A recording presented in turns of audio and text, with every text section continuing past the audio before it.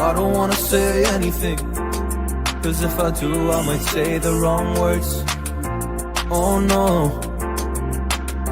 So I'll keep my mouth shut and not listen. Afraid I'd lose you if I didn't. Till we find what we're missing and compromise. So I'll keep my shoes on and not leaving. We're on thin ice, winter season. Can't wait for a single reason not to say goodbye. Oh, if I said what's on my mind, would you stay with me tonight?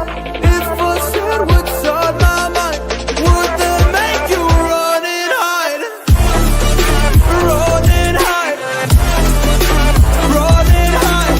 If I said what's on my mind, would that make you run and hide?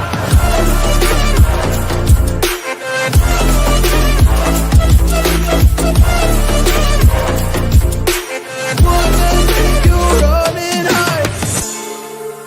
Run and hide. Run and hide. Oh, would that make you run and hide? Don't know what to do anymore. I'm out of options, nothing's working. I'm out of service. Come help me now, I'm fucking nervous. I'm trying but can't scratch the surface. So I'll keep my mouth shut and not listen. Afraid I'd lose you if I didn't. Till we find what we're missing and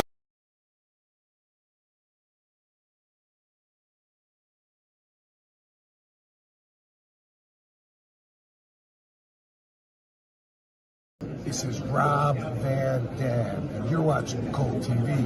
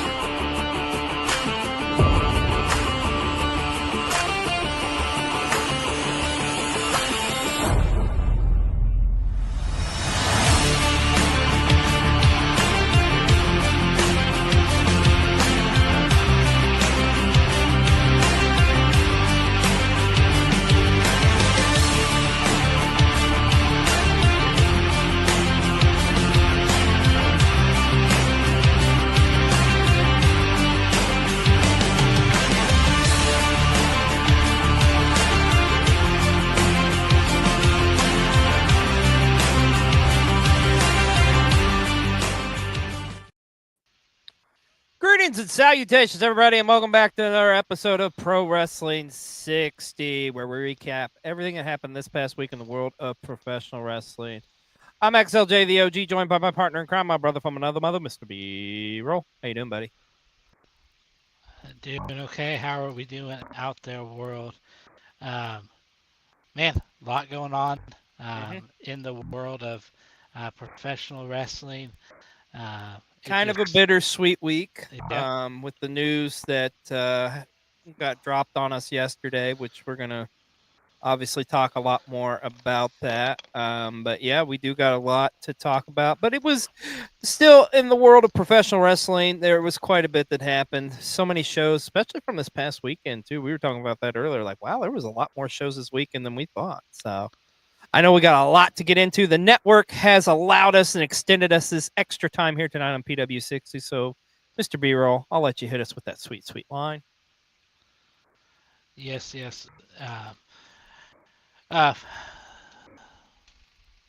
Sorry.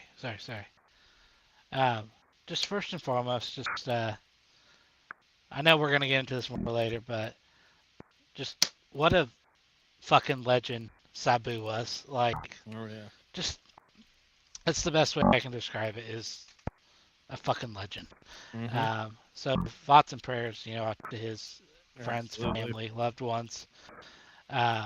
This one hurts. It hurt. A lot of them hurt, but this one really hurts. But we'll, like I say, we definitely want to get some more into that. But as you always say, that being said, this is PW60. I am Mr. B-Roll. He is Xlj the Og.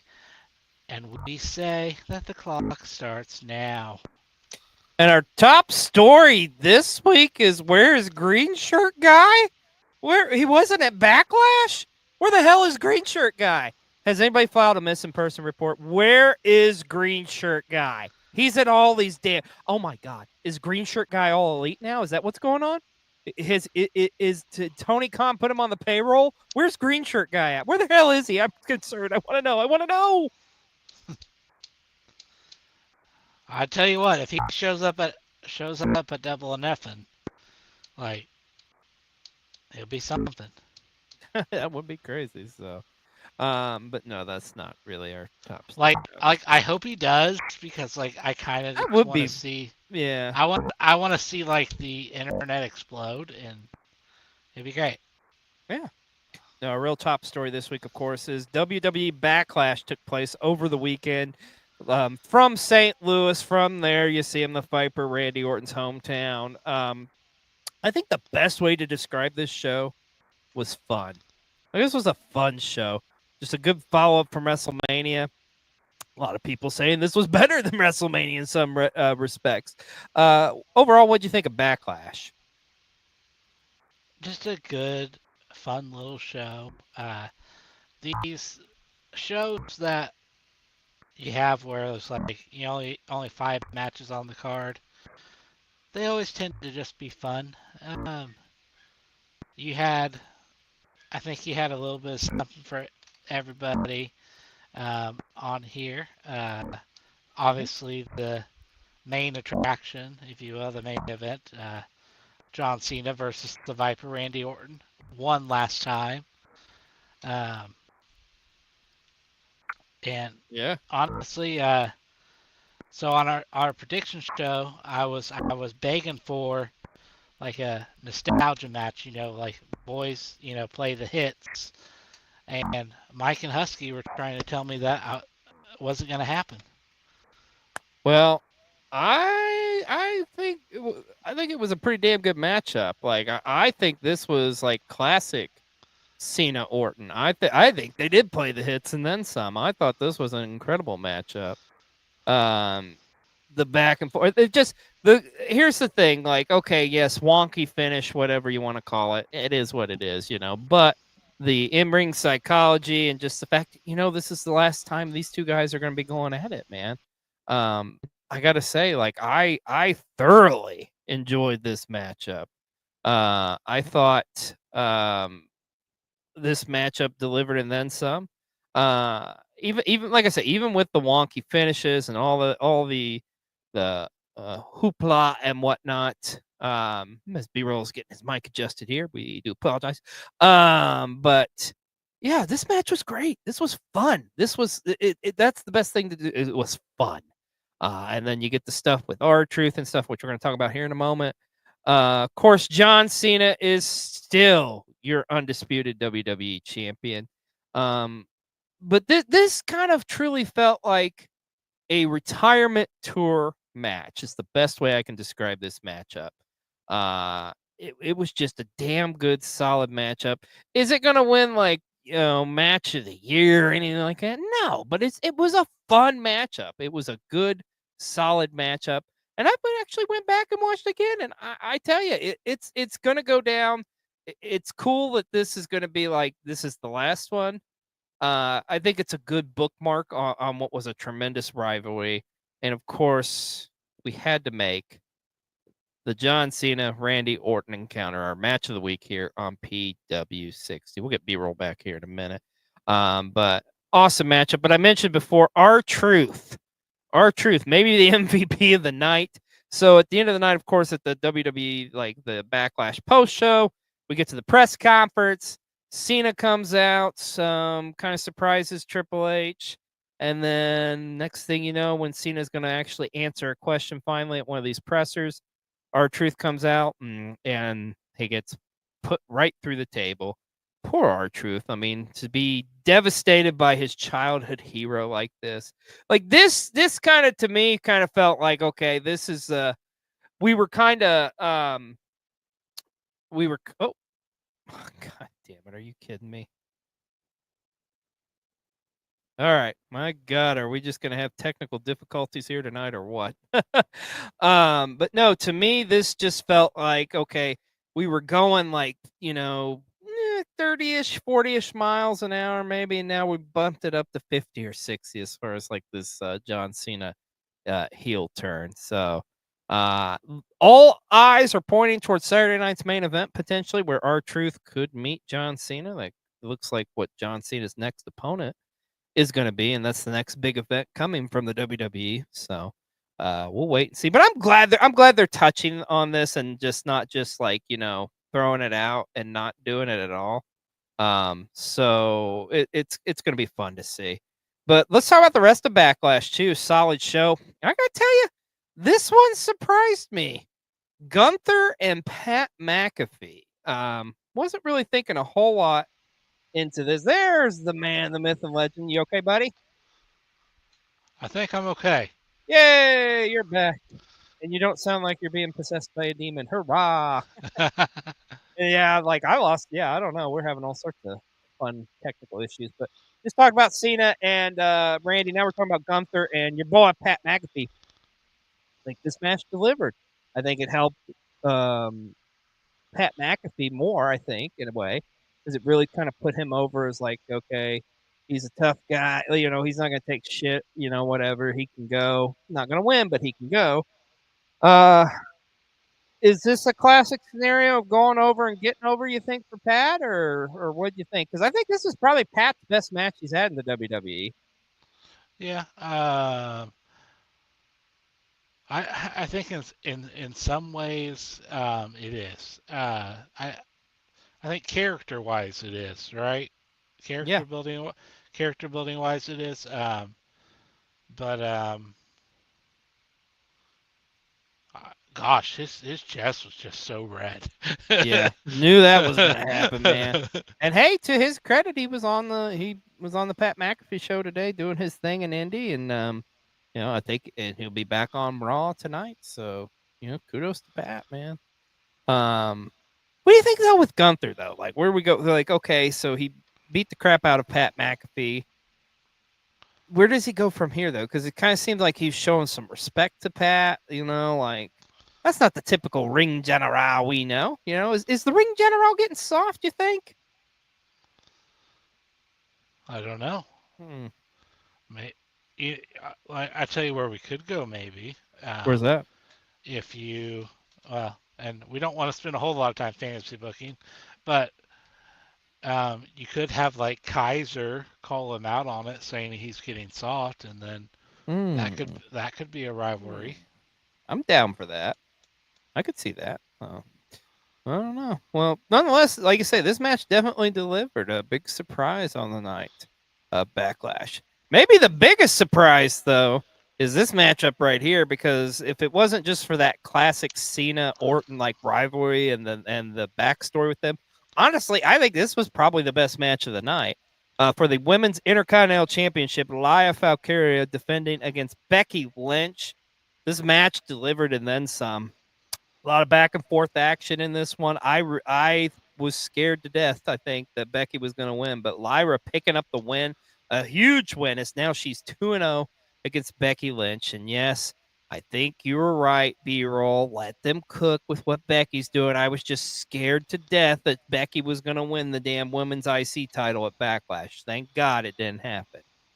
Of course, it could happen tonight on Raw. Who knows? But anyways, I thought this match was awesome, man. Like, I really think this did a lot of greatness for Lyra, putting her as like that she's like that workhorse champion, man, which is she's establishing for the Women's Intercontinental Championship, which is what that title has always been. What did you think of the Women's IC encounter? Like you said, it surprised me. I think going into it, I feel like probably about 99% of people thought it was penciled in that Becky was going to win, and that it was going to,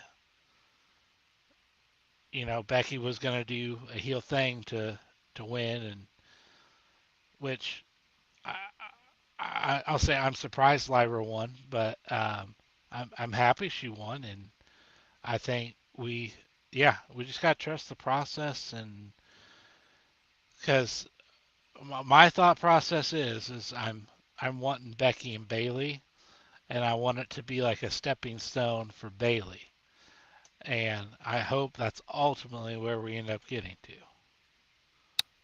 Could happen. So, I mean, Becky keeps talking mad shit about Bailey. So, like, we'll see what happens there. But great matchup, man. Love this matchup. Also, love this matchup, too. Great way to open the show. This fatal four-way encounter for the men's United States Championship as Jacob Fatu would successfully defend his championship against LA Knight, Damian Priest, and Drew McIntyre. Of course, we got to talk about that spot, that scary spot with Drew McIntyre and Damian Priest, where went through that table, but it looked like Drew hit his head hard. Haven't heard anything yet as far as the injury sustained, but hopefully he is good and well. But Jacob Fatu, I mean, he's a beast. He's a monster, still undefeated in the WWE, but we got to talk about how that came to be because we got the shocking debut of Jeff Cobb. As Jeff Cobb would come out and run rough shot on LA Knight, thus helping Jacob Fatu and the Bloodline successfully retain that U.S. Championship.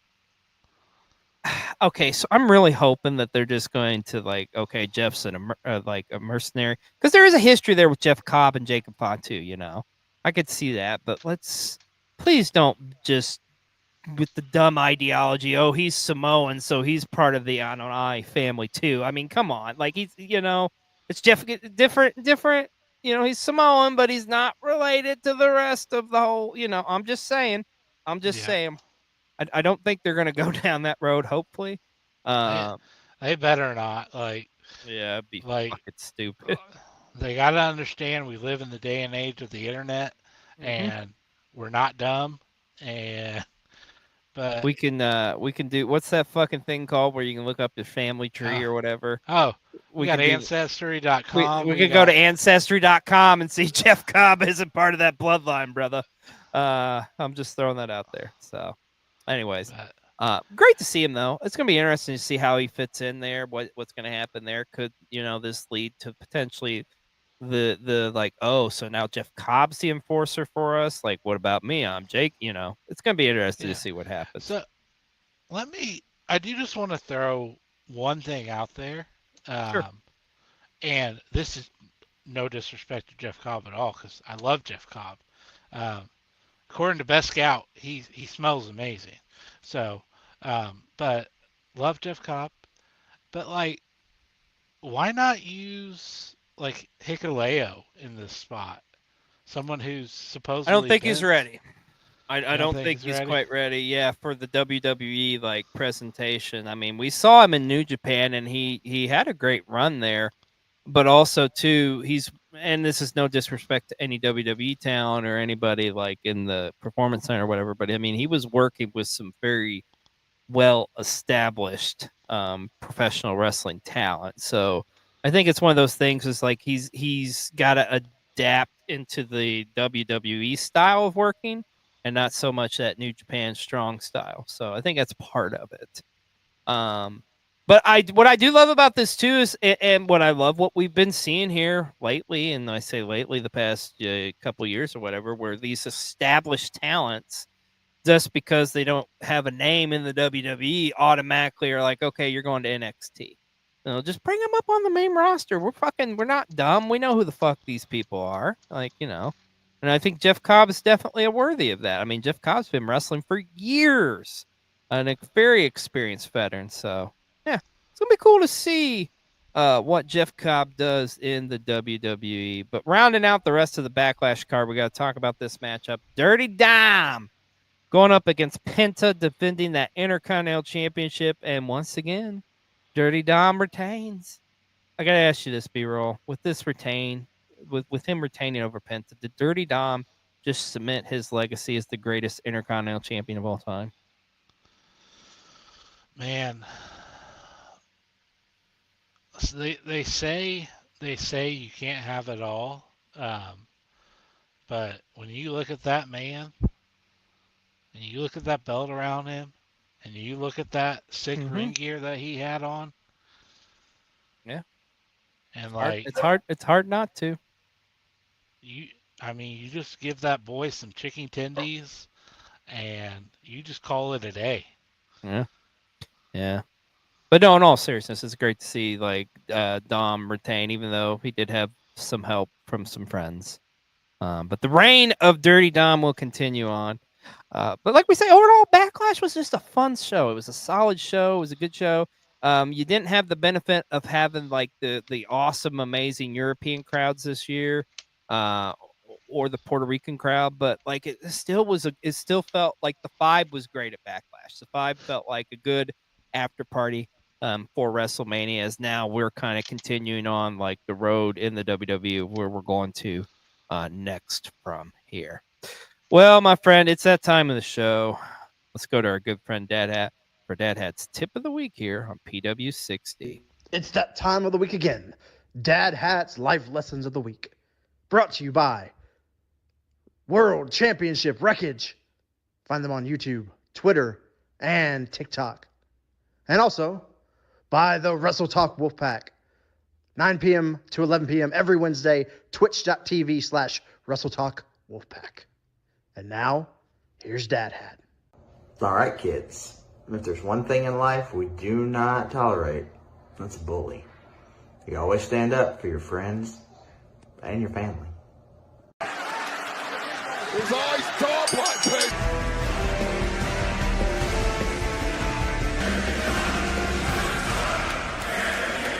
Wow.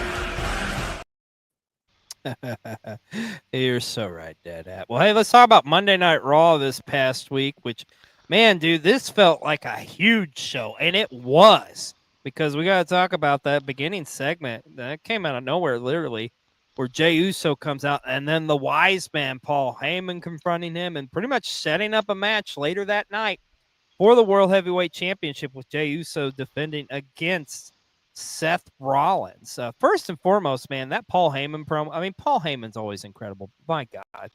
Oh, that promo was so damn good. And like it just like he painted the perfect picture. He explained why he did what he did essentially.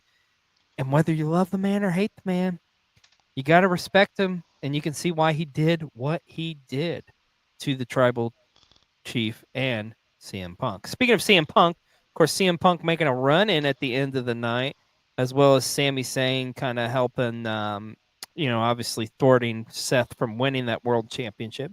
And also got to see Logan Paul sucker punch Jey Uso at the end of the night. This was just chaotic. What do you think of that main event on Raw? Yeah, chaotic is the best way to describe it. But yeah, I'm like you. I want to like jump back to the Heyman promo because it was incredible. It's like it made you almost feel for the man and I mean it was real to him. It was real to him. Damn it. Yeah, it was. And hey, we also got to see the return of Sheamus as he was in action against Austin Theory. Sorry, Bree. And then also we got to see the in-ring return of Rusev as he pretty much decimated Otis. So it's going to be interesting to see where we go from there with Rusev. There was a tremendous matchup, too, between Io Sky and Roxanne. And, man, it's great to see Roxanne and Julia now kind of on the main roster doing their thing, man. Both killing it. But it was a tremendous matchup between Io and Roxanne. And Io's been knocking it out of the park, too, man. She's like freaking – I would easily say this. I would go ahead. If we would do our end-of-the-year show right now, I'd say Io Sky is the Women's Wrestler of the Year so far. And I'd stand behind that firmly. I think the only one close is Tony Storm. That's the only one close. Yeah, exactly. Well, let's talk about that go-home show that happened on Friday night on SmackDown. Ooh, look at this showdown, Charlotte and Jade. Of course, yes, Charlotte returning. I don't know why now all of a sudden, but okay, whatever reasons. Also, speaking of returning, Alexa Bliss was back on SmackDown as she teamed up as the mystery partner of Selena Vega, going up against Chelsea Green and Piper Niven. Got to see Jade Cargill in action against Nia Jackson, that number one contenders match. Of course, Nia picking up the win, so she is now next in line to get a shot at Tiffy time. Great to see Aleister Black again as he just dominated, because that's what he does, going up against Carmelo Hayes. Fraxium picking up a huge win on SmackDown against the Street Profits. Obviously, they are going to be next in line for a tag team championship shot. So, but SmackDown was an awesome show, as well as Monday Night Raw. Another tremendous week for the WWE this past week. And speaking of tremendous weeks, we've got a tremendous week here for you on Cold TV, because this week it is our Squared Circle Expo week. That's right. We've got all sorts of content coming to you all this week from our visit at Squared Circle Expo 5 this year in Indianapolis. And just to kind of give you a little taste, here's a little sneak peek of what you can expect this week here on Cold TV. Our special Squared Circle Expo 5 vlog. It looks like a cart full of goodies. I hope you haven't told your wife about how much money you've spent this weekend. You are a wise man, sir. These prototypes they got coming out, Stars and Stripes figures. Oh my gosh, they always put out some amazing stuff. There's a Perry Saturn. This is freaking awesome. They have some of the coolest figures, I tell you. How you doing? Well, right now we're in the main hall where we were. Oh, hey, there's Matt Hardy. Let's head on over and see what else we can find. Oh, hey, it's Indy Hartwell and Steph DeLander. There's Mick Foley, Joel Gertner, the Blue Meanie. I mean, you could just see there's wrestlers everywhere. Oh, God, it's Chris Statlander. Be cool. Be cool. Ah, I'm cool. Oh, wait, there's a Headbanger. I mean, it's just, there's talent everywhere. There's Sean Ross Sapp doing an interview. Danhausen just walking around. I love it here. It's my home away from home here at Squared Circle Expo. I'm in the best, positive mental space I could be. I'm excited to get the surgery. I'm excited to attack rehab. I'm excited to get back and better, to just work to continue on recovery, and excited to be back where I belong, and that's inside those 4 posts, 3 ropes, and that Squared Circle, man. So we had a conversation, and the guy who was in charge at the time, I won't say his name because he's an idiot, but he asked me about my relationship with Bobby Lashley. And I said, man, Lashley's a good friend of mine. He goes, what do you think about this idea that you bring him in as your ringer? He wins the title in your place. I think it's a great idea. They were already going to bring Bobby in for something else. But I was like, no, let's go with that. That's great. He gets a chance to win into my sack, or reach into my sack and win a prize. There is a bottom to that sack, right? You have to reach in to find out. Yeah. Nobody's looking or paying attention to me. It's okay. But they should. You make your bed every morning, you become a tag team champion. I hope your tum-tum's okay. Ooh. Look at that. Isn't that beautiful? Champ is here, or something. Merry Christmas. And Happy New Year. Worlds collided today when Swerve Strickland and the legend himself, Sean Ross Sapp, the Orange Fury himself, had a conversation in front of Cold TV. I want some mug root beer, some delicious, thirst-quenching mug root beer. Who wants to see this little bastard get kicked? He has it coming. Who wants to see this little bastard get kicked? Yeah!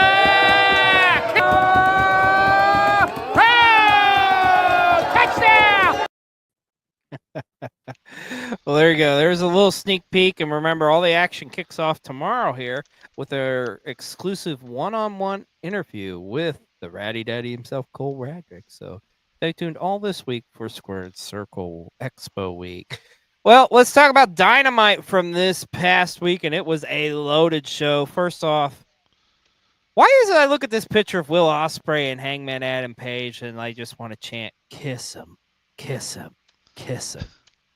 Anyways, of course, that confrontation between those two setting up. Now we got a tag match coming up on the beach break or the spring. What is the beach? What are we calling it? Is it beach break? Beach right? break. Beach break. The beach break that is not happening anywhere near a beach. It's in happening Chicago. in Chicago. they kind of, there's some beaches there in the city if you want to count. Anyways, so as we're heading, of course, into Double or Nothing, where they will meet in the Owen Hart Finals. Tremendous four-way matchup. Once again, Tony Storm killing it, man. Picking up another huge win, but oh my goodness, look at this picture here. A picture's worth 1,000 words, folks. It's erotic. to say the least. Also, it gets the people going. Yes. Also got to see Nick Wayne defend against a former competitor that was in Christian's past. And it was none other than Detroit's own Rhino, making his AEW Dynamite debut. It was great seeing Rhino on AEW. And that tremendous main event with Samoa Joe going up against Claudio Castagnoli, of course, as we head into Beach Break, and the steel cage encounter between Samoa Joe and Jon Moxley for the AEW Championship. It's going to be an awesome Dynamite this week. But we mentioned Dynamite was in Detroit. And it just so happened to be, our tribal queen Brie is going to be there front and center since it's practically in her home state.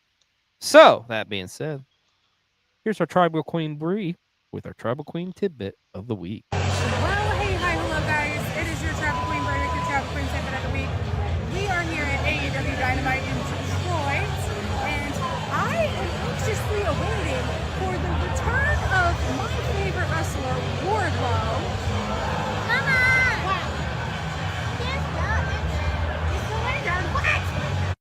What? The next day, as you can see, I'm a little torn up that I went to AEW thinking Wardlow would be there, and he wasn't there. He's still injured. My heart is not happy. As you can, I'm wearing the same clothes from yesterday. I'm just so sad. But seeing Will Ospreay on his birthday made it a little better. That was your Tribal Queen tidbit of the week. I'm glad you had a good time, even though you didn't see War Daddy. Well, let's talk about Collision, which also took place from Detroit this past week as well. And it was a special Thursday night edition of Collision. Of course, starting off with Timeless Tony Storm. Like, is there anything that woman cannot do? Like, she is the MVP of AEW right now, as far as I'm concerned. There's no ifs, ands, or buts about it. She is the world champion. She has the world title belt. She is. And I got to tell you, I didn't have this on my bingo card for 2025, as Ricochet would lay out former WWE talent Zach Gowen, and now they'll be having a match at Beach Break. And for those of you who don't remember, Zach Gowen competed in the early part of the Ruthless Aggression era of the WWE. So I don't think he's wrestled in like 15 years or something, so that's going to be... We'll see what happens. Chris Statlander and Willow Nightingale locking it up, and it's always an incredible matchup when those two go at it. And we did get Dax Harwood going up against Daniel Garcia in a brutal encounter. Whether it's Thursday night, whether it's Saturday night, I tell you here lately, it doesn't matter. Collision's been knocking it out of the park, man. Does my heart good. I am happy to see like a successful and fun show like Collision again, man. I've actually been kind of digging in on Thursdays. I agree. I mean, I love it on Saturday night, like especially like when they did the whole like TBS tribute thing. But yeah, I agree, man. It's good. But we mentioned busy week in the world of pro wrestling. A lot of shows going on this past week, and one of the big shows coming out of the weekend, New Japan Pro Wrestling's Resurgence, taking place from Ontario, California, this past Friday night. And man, oh man, what a main event for the New Japan Strong Women's Championship. Mercedes Moné, Mia Shirakawa, and Asumi. And what? What is that? Hallelujah. Praise the Lord above. Mercedes Moné lost a damn belt. Thank you, God. And she threw a temper tantrum. Yeah, well, fuck her. But congratulations to New Japan Strong Champion Asumi. Like, this is huge, man. This is huge to go over in the main event and not only defeat Mina Shirakawa, one of the top stars who's on her way here to AEW, essentially, and also defeat the legend that is Mercedes Moné, whether you want to admit that or not. Tremendous win for her. She is one of the top talents in all of Joshi wrestling and all pro wrestling. And she is now your New Japan Strong Women's Championship. She definitely deserves that championship, and I'm sure she will go far with it. And of course, we had to make her a wrestler of the week this week here on PW60 is Asumi. But a tremendous card the rest of the way at Resurgence. Of course, we got to see the return of the Good Brothers to New Japan Pro Wrestling as they reunited with the Young Bucks. Of course, the Bullet Club OGs going up against the Bullet Club War Dogs in a tremendous 8-man tag match. I think you're going to be seeing a lot more of the Good Brothers in New Japan, as well as many other promotions to come. So, and I also think Talking Shop is getting started up again. So I'm so excited for that. They have like one of the best podcasts. But anyways, this was a tremendous matchup. Hiroki Goto and Zack Sabre Jr. 1-on-1 for the IWGP Championship ends in some controversy as both of their shoulders were counted down for the 1, 2, 3, and this match ended up in a draw. However, the champion still retains in this situation. So Goto is still your IWGP champion. But looks like there's going to be a rematch between these two. And also, don't forget, you got Shingo Takagi hanging in the works. Could we potentially be looking at a 3-way dance, perhaps at Dominion between those three? May happen. But Goto has a strong run here so far as IWGP champion. He's been a fighting champion, defended it several times, and this may have been his toughest challenge to date, this rematch with Zack Sabre Jr. But I hope the reign of Goto continues on, honestly. I know a lot of people are not huge fans, but I like Goto, man. So, oh my gosh, this match was tremendous. Probably the match of the night at Resurgence was Takeshita defending the Never Openweight Championship against El Phantasmo. Of course, they had wrestled for the Wrestling Dontaku for the TV title. That went to a draw. No draw here, as they had plenty of time to beat the holy hell out of each other, and that's exactly what they did. Takeshita picking up a big win, and you could say Takeshita is having one of the most dominant runs as the Never Open champion in New Japan, man. It's like, I don't see anybody stopping him anytime soon. And also, this was interesting at Resurgence. We got the return of B. Priestley. That's right, B. Priestley. Looks like she's back in New Japan as well as Stardom, as she was a surprise competitor in the pre-show. So it's great to see her, man.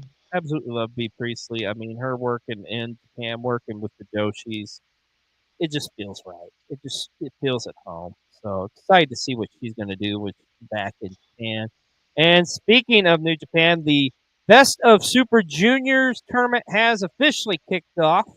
The first round of the round robin action has begun, and I think Ninja Mac is still cartwheeling like to the back. Holy shit! If you haven't seen this spot, folks, you got to check it out. Like Ninja Mac. I mean, I lost track how many backflips he did. Like the dude backflip from the ring to the back to the pretty much to the ramp. It was nuts, man.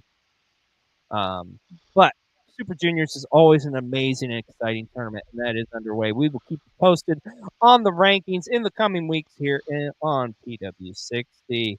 Also, big weekend for Maple Leaf Pro Wrestling this past weekend as they crowned inaugural women's and men's champions. Of course, in the finals of the women's championship tournament was Kylie Ray going up against Giselle Shaw. And congratulations to the quintessential diva herself, Giselle Shaw. She is the inaugural Maple Leaf Pro Women's Champion. And there was a big gauntlet match for the men's championship. It just so happened to be Canada's own and Don Callis family member Josh Alexander is your inaugural men's Maple Leaf Pro champion. Tell you what, that's a good twosome right there to get behind. Giselle Shaw and Josh Alexander as your champions for your company. Don't get much better than that, my friend. So I'm just saying. So it's exciting, but Maple Leaf Pro, man, it's kind of like I feel like they've gone under the radar, but I've watched a couple of their shows. They've been pretty damn good. So they always put on a good, as the kids say, banger matches. So congratulations to Josh Alexander and Giselle Shaw. Let's talk about NXT from this past Tuesday night. And is that Elias? Is that Elisha? is that does anybody let Kevin Owens know that he's back in it back in the WWE? Because I bet he's losing his shit at home right now. Anyways, we got to see Elijah show up on NXT, which is it's always great to see the cameos from TNA. But it's also always wild to see the former stars that work WWE and stuff, you know. So, but nonetheless, we got it. We do have a new number one contender as well, and as that battle royal took place, which was, and I'm sorry, I can't think of the guy's name. The guy you would expect from No Quarter Catch Crew to win. I know, put some respect on his name, but it's just wow, I did not. Give me a minute. Yeah, Is it looks is like it Charlie. Is it Miles Bourne? Yes, that's it. I'm pretty sure. Is it? I think. I'm looking it up. Yes, it's Miles Bourne. Yep, thank you, Reggie. Also, you kicked off the show with Dark State in tag action, the 6-man against. Oh, Reggie is awful excited about NXT. See, that's what's throwing me off is Reggie's just running around like shit. What is he doing? We're live, pal. Love you, buddy. But Dark State going up against Joe Hendry, Hank, and Tank in a big trios matchup to kick off the show. And we do know that Joe Hendry will be defending the TNA Championship against Trick Williams at the Battleground show. So that'll be interesting to see. But the NXT, great show. And then, of course, Julia and Jordan Grace for the number one contendership. Jordan Grace picking up the win there. She will now be next in line to challenge Stephanie Fakur for that NXT Women's Championship. Take my money now, bro. Take my money now. I'm just saying. So, well, my friend, it's that time of the show. Spice things up a bit. Let's go to good friend Spicy Guac for a spicy take. For every dollar I make, I always try to put $1 away on the off chance that somebody asks me for $1 to do a trick. Because I'm going to give them $1 so they can do a flip, nay, a swanton bomb, off of a high surface. I feel like that's worth $1. Is that saving money? I don't know. I failed economics. Thank you, Spicy. We love you, buddy. Well, it's officially announced that Logan Paul will challenge Jey Uso for the World Heavyweight Championship at the next Saturday night's main event, which is coming up here in 2 weeks. So, God, please do not let that prime drinking motherfucker win that championship. Because if he does, you're going to have to start covering all the WWE shit because I'm out. I will be out if that shit happens. I can't do it, B-roll. I can't fucking do it, okay? I'm just saying it now. I can't fucking do it. God. Oh, fuck. Is that... speaking of assholes, so... Oh. This picture, I get the creeps looking at this fucking picture, man. So the immortal piece of shit that is Hulk Hogan come out in an interview. Imagine this, over-exaggerating shit in an interview. You don't say. I don't believe it. He called Shelton Benjamin Shelton. And then I love Shelton Benjamin's retort where he pretty much just told him to keep his name out of your fucking mouth, Hulk Hogan. Just go buy a fucking Ferrari or whatever the fuck it is you do and just like fucking just go off into just fucking go back to Tampa Bay, go to the retirement home, like fucking troll mall ass or whatever, the 20 year, just fuck off, Hogan. I just don't want to see you at all. Just fucking disappear. Take your American lager and shove it so far up your ass. Like I hate talking about this mustache goofy motherfucker every fucking week. I don't fuck Hulk Hogan. Fuck him. He's a piece of fuck. Just be real. Just God damn it. I can't. Oh shit. Well, let's move on to things. Some serious beef between young Javon Evans and Ricochet. Like they were going at it, man, on X. What do you make of all this, man? Because Javon Evans was kind of laying into Ricochet, but Ricochet's like, fuck. there's people hating on Ricochet. I'm going to keep it 100 with you. I love this version of Ricochet.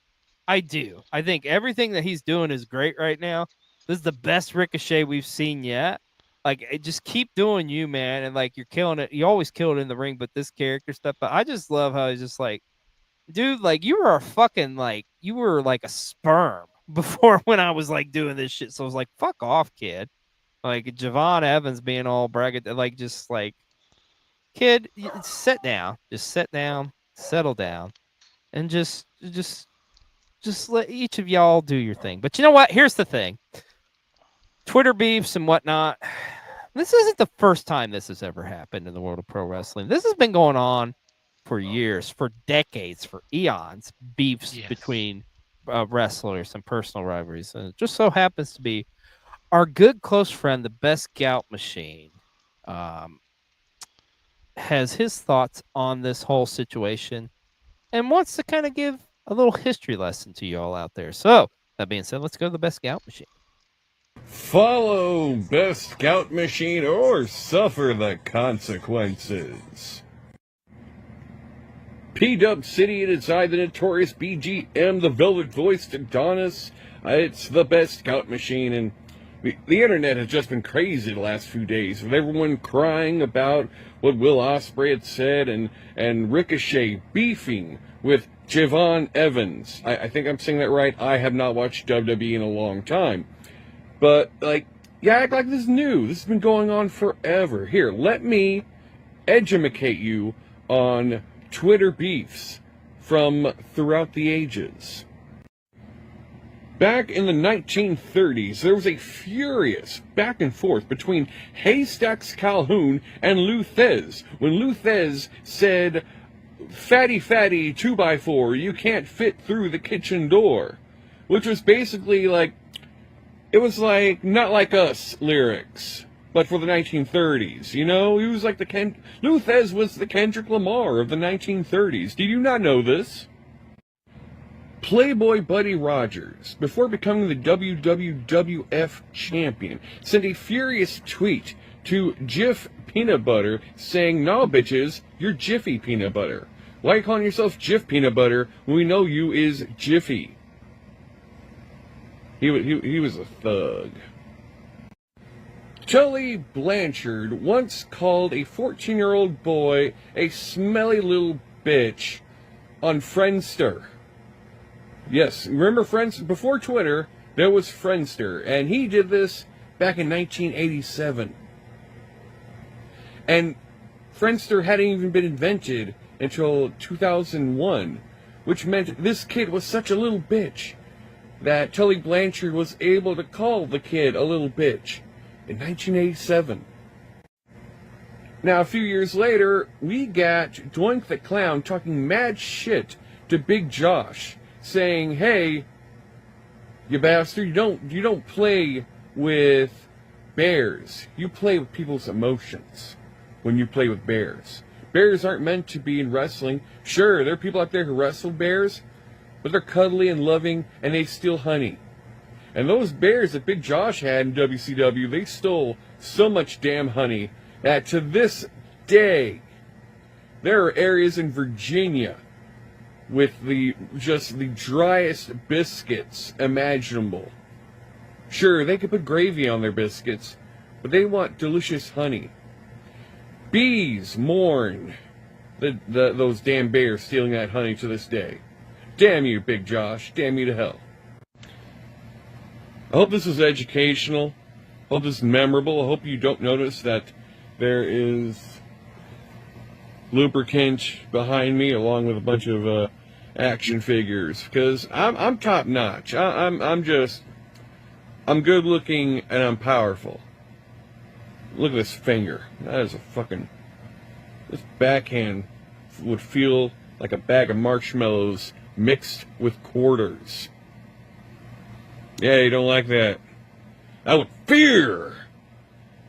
piss myself if I saw a hand like that get raised right over my head. Just shit myself. You guys have a great evening. Happy Mother's Day, or post-Mother's Day. Belated Mother's Day. Or is it too late for you to be a mother? What the fuck? Oh, thank you, Best Scout. We love you, buddy. Yes. I feel educated. I do feel educated, though. Yeah, he did a good job of that. So, well, this week it was revealed that the men's and women's Evolve titles are what they will look like. It's not knocking my socks off, but I don't hate it. Like it's all right. Like, you know, could be better, could be worse. Like, what do you think of these Evolve belts? It's something different. How about that? Yeah, the best way to do it. Glass half full. Something different. So. Oh, damn it. This thing's still a thing too. Speed's still a thing. We're still doing that. Oh, I'm so old. So Grande Americano apparently won his first singles championship in the WWE, as he is your new speed champion. I don't even know who the hell he beat. Hey, you gotta start somewhere. You gotta start somewhere, I guess. So. Greatest luchador of all time. Bite your tongue, son. Bite your tongue. So congratulations, I guess. I don't know. Reggie doesn't like it. Also, we found out, looks like Sky Blue will be returning after almost a year-long absence from injury. She'll be returning, and she'll be in Chicago at Beach Break, participating. And I believe an eliminator matchup, right, against Tony Storm, and there's somebody else in it or something, I thought. So, anyways, great to see Sky Blue is coming back from injury. And, oh, man, this came out this week. As it looks like we are officially done with the Righteous. They are out of AEW. But one thing you did see this week looked like Karrion Kross potentially teasing that the Righteous could be coming to join. Please. I would love to see that, but I don't think it's gonna happen. Like not anytime soon. But you never know. It would be a cool marriage, I think. So. But I hope somebody picks them up that actually like uses them properly, because I think the Righteous had so much more to offer than just being like on Ring of Honor. Like, no disrespect there, but just saying, Karrion Kross does have the #1 selling shirt on WWE. That's true. So I don't know. Does that warrant getting the Righteous in the WWE? Who knows? But they are free agents, so it's gonna be interesting to see where they end up landing. And this was an interesting little tidbit. Worlds literally colliding as Kenny Omega and Xavier Woods. Yes, that's right. You heard me right. Kenny Omega and Xavier Woods not only in the same room, but on the same stage, sharing the same microphone. Of course, this was, I forget the name. It was a gaming expo from this past weekend. Of course, they're huge gamers, kind of burying the hatchet, so to speak. It was pretty cool to see, man. It's always like surreal to see moments like this where you have like, you know, the two big companies like with guys getting together and working on projects and whatnot. So even outside the world of pro wrestling, so it's cool to see, man. So cool to see Kenny and Woods, which that feud's been going on for years. So also this was really cool too. Darby Allin has officially set the record for the highest kickflip done as far as like the highest elevation, as he did this on Mount Everest, folks. What the fuck? Is there anything this young man cannot do? Like, and they're not even like at the what do you call it, the tippy top, the peak or whatever, you know. But still, though, pretty cool to do. Like, I can't even imagine like taking a skateboard with me up a fucking mountain, man. And like here, Darby Allin's like, yeah, let me do a kickflip. Like, just who comes up with that? That's just like that's the most random thing I think I've heard. Well, maybe not the most random thing on this episode, because now's that time of the show. Let's go to Brian with Brian's random moment of the week here on PW60. Hello, yes, it is PW60 and Brian's random moment of the week. Ooh, fancy graphics, cool. All right, back at it again, and yeah. So, a couple quick things before we get to my segment of the week. Couple little things to mention. A belated Happy Mother's Day to all the mothers out there from Sunday, and of course also on Sunday we heard the unfortunate news of the legendary Sabu passing away after not long ago over WrestleMania weekend having a match with Joey Janela. So The random moment of the week today, I want to focus on Backlash from Saturday.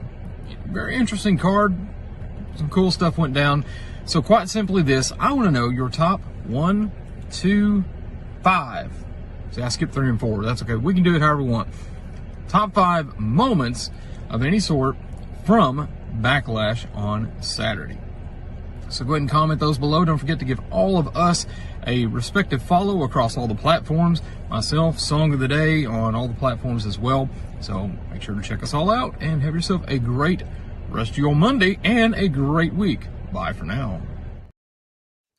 Thank you so much, Brian. We love you, brother. And we also love our wrestling content creators. And this week, our Ruby Ringside Wrestling Content Creator of the Week is none other than Wrestle Sketcher. Like I've seen some of this guy's work, and it's incredible, man. Like it just like these are like some lifelike sketches. He does some amazing artwork, and not just of wrestling, dude, just like of any pop culture figure. But like it is just tremendous. I mean, good God, look at this picture of like Uncle Phil, man. Like it's just like I feel like Uncle Phil's like right over my shoulder or something, man. But no, seriously, super talented dude. He has some amazing talents, and you should definitely go follow him on all social media platforms. Our Ruby Ringside Wrestling Content Creator of the Week is Wrestle Sketcher. Oh my gosh, now this is huge news for any Japanese fan, any diehard fan. The Hayabusa character is back in the world of Japanese pro wrestling. The first interpretation of Hayabusa. Now, if you don't know, Hayabusa was a famous Japanese wrestler from the late 90s and mid 90s until he had an untimely accident where he was paralyzed. So Hayabusa's family giving the blessing for this new incarnation of Hayabusa. And by the way, one-on-one against Masato Tanaka, one of the all-time greats in Japan. But this match, you can catch it on YouTube. It is available here on YouTube. But I'm excited to see like the Hayabusa character, because Hayabusa, this is like kind of a treatment of like how Tiger Mask has been treated over the years. So Hayabusa, one of the most innovative, ahead of their time wrestlers, and the new incarnation of Hayabusa is now running wild in Japan. I'm sorry, I had to pause there because I just had this crazy epiphany, like because Hayabusa had some tremendous matches with Sabu, and there was a lot of comparisons with Sabu over the years between those two. So it's just wild that this new version of Hayabusa debuts the same week we lose Sabu. It's crazy. This was also announced too. Indie wrestlers are going to be working on the next season of Power Slap. Now, if you're not familiar with Power Slap, this is a show where literally it's a competition where people literally slap each other in the face. I don't get it, but Dana White owns it. It's part of like, I don't know if it's affiliated with TKO, but I know Dana White runs it pretty much. So that's happening. So I guess beyond, like look at Sicky Dice over here. Who's gonna slap Sicky Dice? He's such a beautiful man. So, oh Jesus Christ on a cracker! This isn't pretty.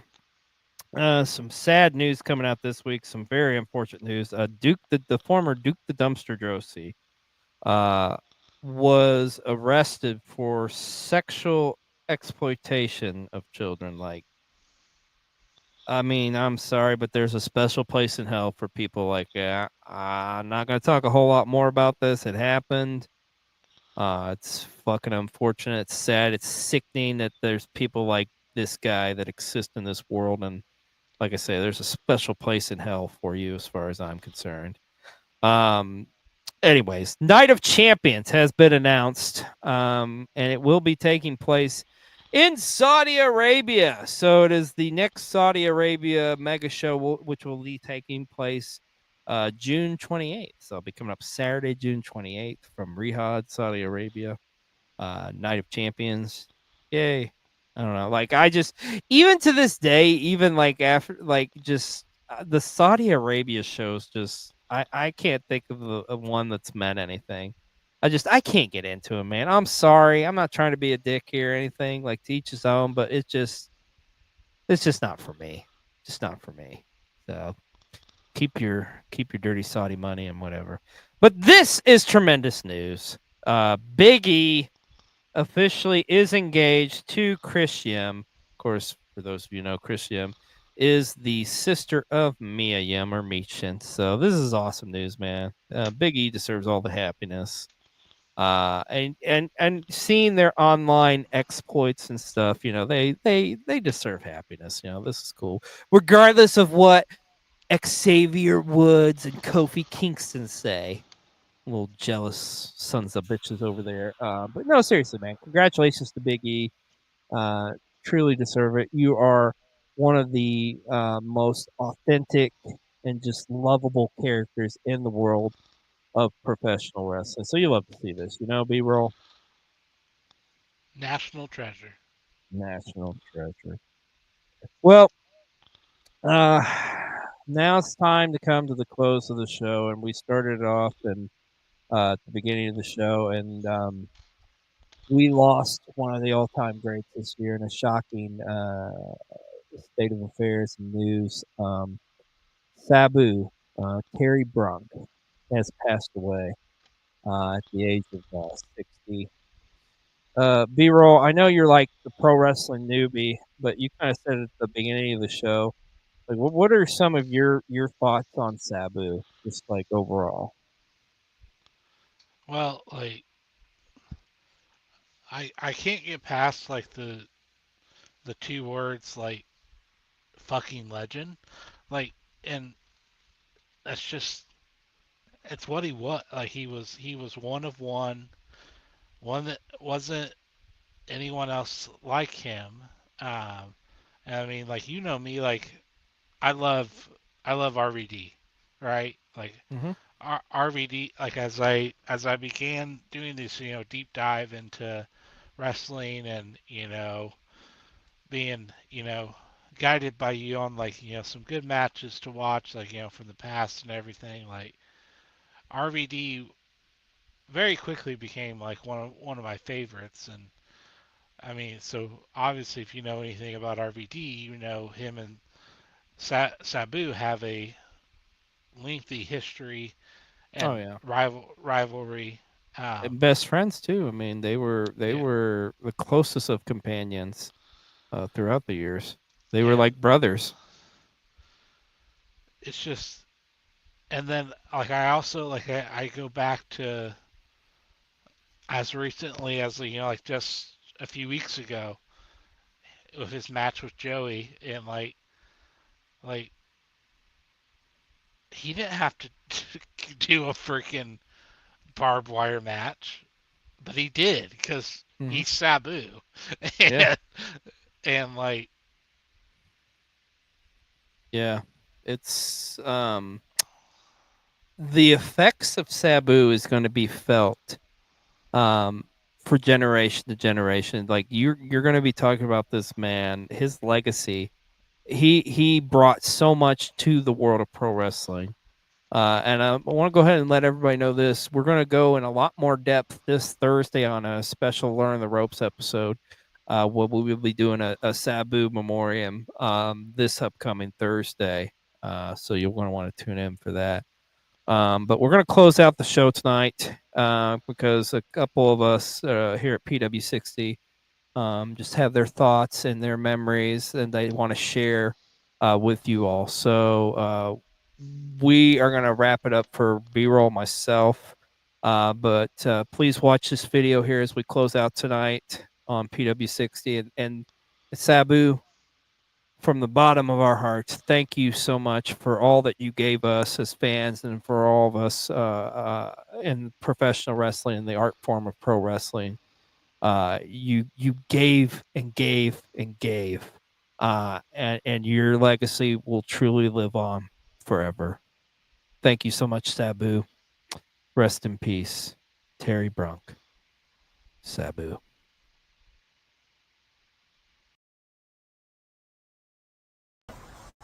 It's pretty fitting for this gloomy day that we are honoring the passing of Terry Brunk, aka the suicidal, homicidal, genocidal, death-defying maniac Sabu. Sabu was one of my all-time favorites in ECW. I'm pretty sure the first time I ever remember watching ECW was the episode where Sabu returned to ECW in '95, around November to Remember. And just being just absolutely intrigued and just locked into this guy. And then seeing all the stuff he did in FMW, and then even having like a very short WCW run, which was kind of crazy. Yeah, man was a legend. Like, Game Changer Wrestling wouldn't exist without people like Sabu. The TLC match that everybody loves probably wouldn't happen if guys like Sabu weren't around doing the insane things that he did. So, salute to you, sir. Condolences to his family and everyone that knew him personally. But you were the greatest, Sabu. We love you, brother. As many of us are aware of this sad news that happened this past Sunday morning. We lost a legend, Sabu. Now, the reason why I'm making this, because I have the honor of meeting Sabu. This was taking place back in May of 2019 at West Coast Pro Wrestling. I have the honor of meeting him and his partner, Super Genie Melissa Coates, which y'all know she did passed away in 2021. Meeting him, he was pretty cool though, but Melissa did most of the talking. Got my picture taken by him, got my 8x10s as well too.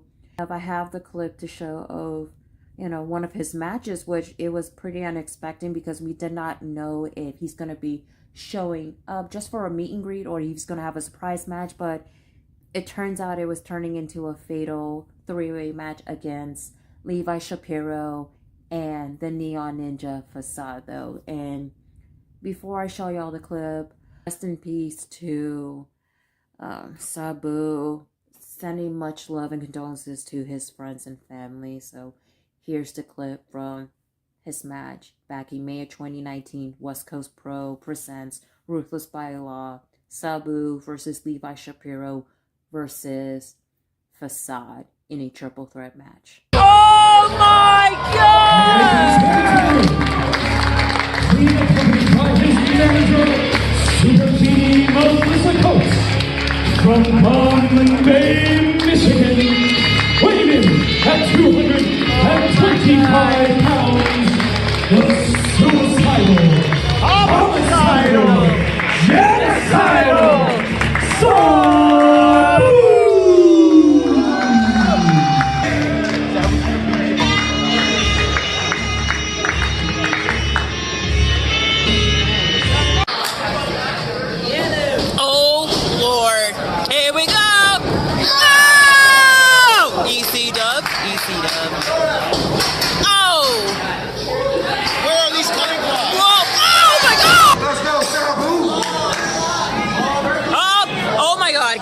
We're gonna get ready. Oh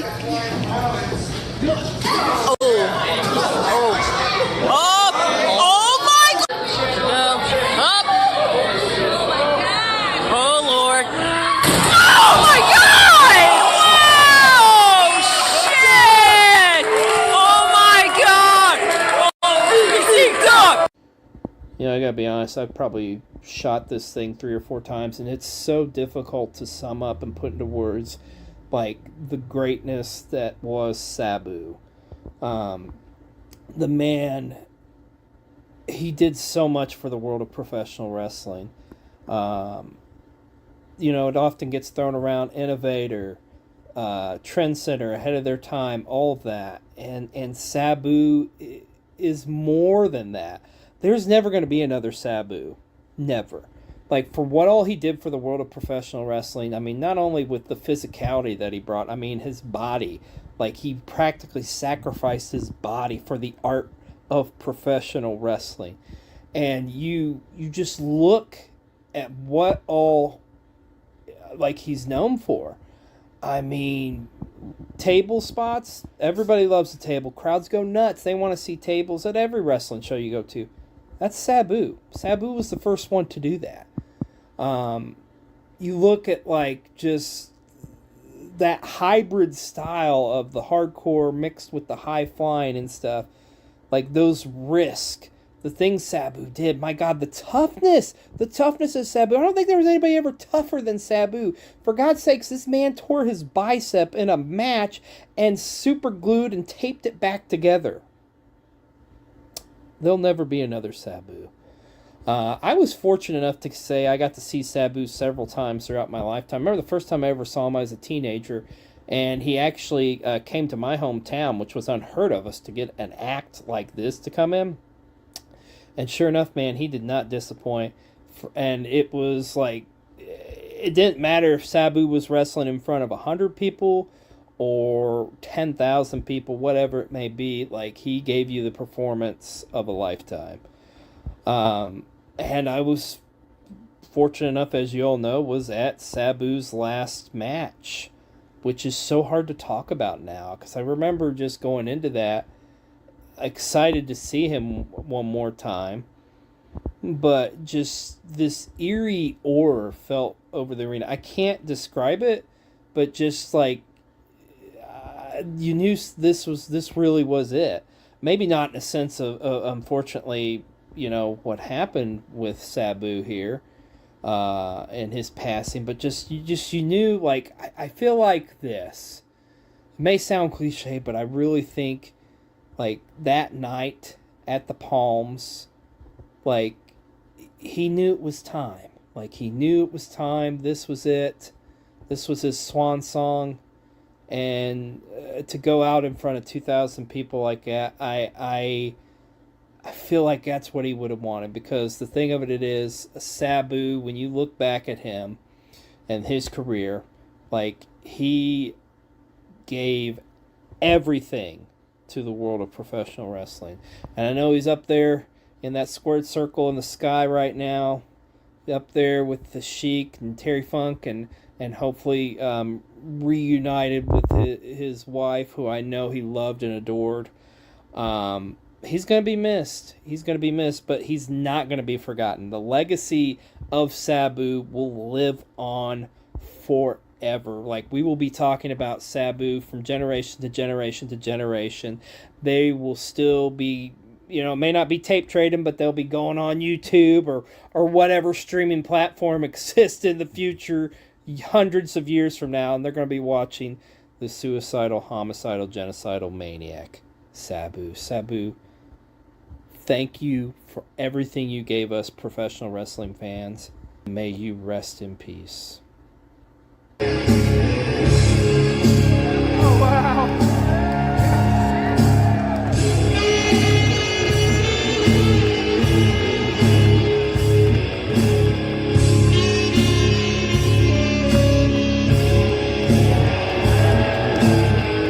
In his 40-year career as a professional, he has won many titles all over the world.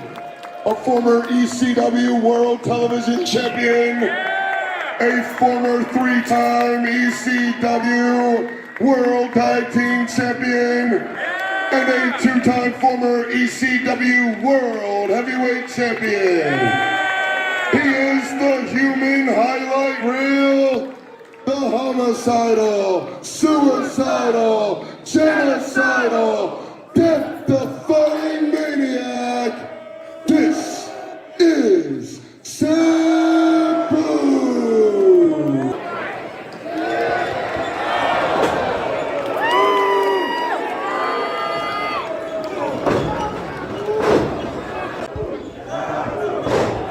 Fuck them up! There's no goddamn way he can't do this. Oh dear God! Jesus fucking Christ, that's it! Holy shit! Holy shit! Holy shit! Holy shit! Oh my God!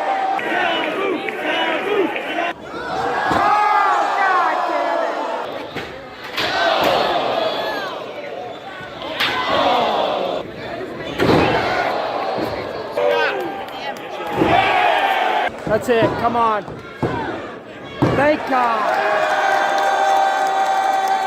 Winner of the match, Sabu. And you're a living, breathing legend. The reason that there's 2,000 people here today for an independent wrestling show is because of this man, Sabu.